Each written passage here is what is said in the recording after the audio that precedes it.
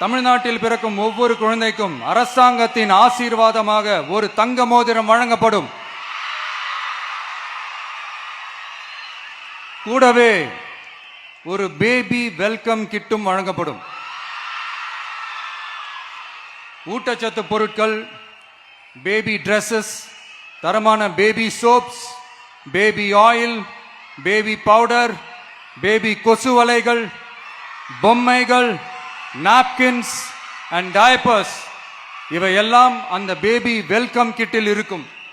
அடுத்து, பெண்களுக்கு மிகவும் தேவையான நாட்களில் பொது விநியோகம் நடக்கும் இடங்களான ரேஷன் கடைகள் மற்றும் பள்ளிகள், கல்லூரிகள் மூலம் அனைத்து பெண்களுக்கும் விலையில்லா சானிட்டரி பேட்ஸ்,